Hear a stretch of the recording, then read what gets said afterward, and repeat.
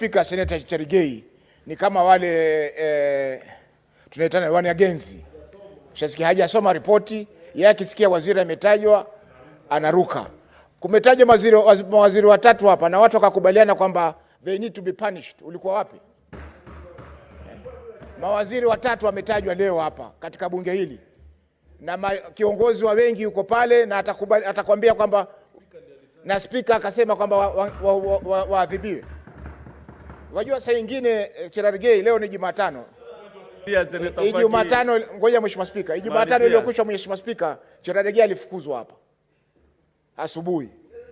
Kwa hivyo kama ataka kufukuzwa tena, naendelee kuninterrupt Mheshimiwa Speaker. Tunasema Mheshimiwa Speaker. Senator Sifuna, what is it?